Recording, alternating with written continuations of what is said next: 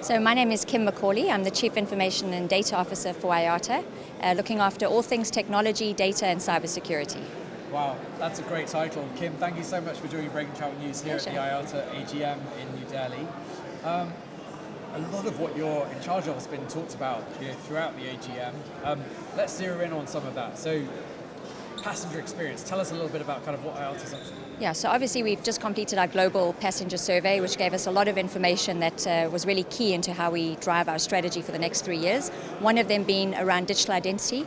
As a passenger, you can imagine every time you go into the airport or you go through security control, your documentation gets reviewed maybe 7, maybe 10 times. So digital identity is a way that we can then streamline that identification process with verifiable credentials that would allow the passenger to be known once, and then you can hopefully have a seamless and quicker experience through the airport. So you can get on the plane and have a holiday. That's incredible. I think that's the dream of everyone. I think really as they think about whatever journey they're about to take on. So let's talk about kind of how you're making that happen. Yeah. So for us as an IATA IT and data team, we wanted to do real proof of concept. So we wanted to deliver value, build some really key outcomes with our strategic partners. So what we did last year as part of our World Data Symposium, which was in February in Dublin, we launched 2 of those digital identity POCs. The one was around going into as part of the loyalty program, going into a lounge and access to the lounge. The other one was really around streamlining between airports. So what we're doing for this year as part of our strategic partnership program, we've got 5 of our use cases. We're going to be developing them very closely with key airports, key airlines, and then with some really cool strategic partners that can help us to deliver quick, tangible items that are fast delivery that we can then showcase in April at our World Data Symposium.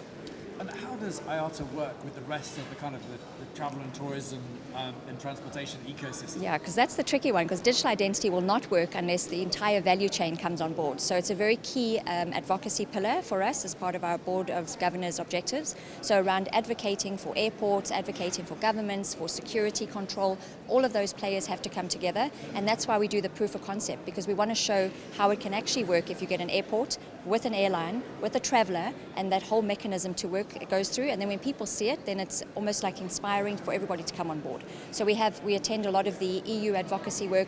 A lot of our work is also with ICAO, because they're obviously drafting a lot of that digital framework together. And then the key part is building this trust framework, so that how does everybody know that when they get these credentials, they can actually trust it's you. And are there particular markets where you're seeing sort of more appetite and more maturity and adoption of this type of approach? Yeah, so far it seems to be more Middle East, Europe and America. We're still lagging a bit behind on South America and Africa. So we have a lot of work to do, because as you know, you want to fly all over the world, so you don't want to go enter and leave the same airport. So for us, we are trying to expand that, and that is really why the strategic partnership program is so important, because we get airlines that come from around the world and we get airports around the world, so that we can actually showcase what it looks like when a traveller has minimal documentation to review. And we're seeing a lot of new sort of approaches around e-visas and the 240-hour transit in China. Yes.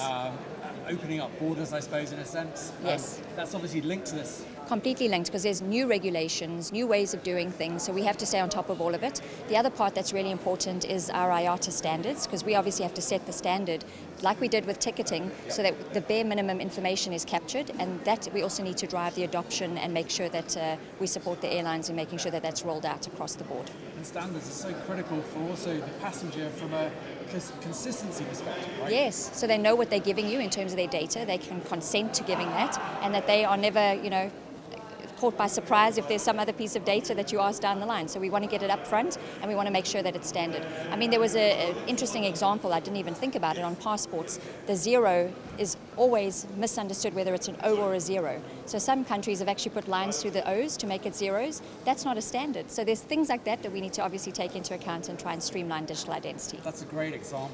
Yeah. And as someone who's very much kind of, I suppose, at the edge of where things are going, what are you kind of personally most excited about? Can I say anything?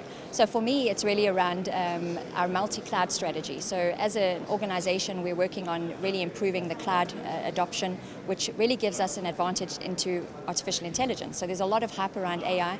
That's also some of the we're building some large language models that are industry specific. We're doing a lot of work on that, and as an industry we're coming together to showcase, if we share data for the benefit of the industry, what will it look like, and how do we then obviously at the end of the day serve our customers better. Kim, thank you so much for sharing. Pleasure. Thank you so much.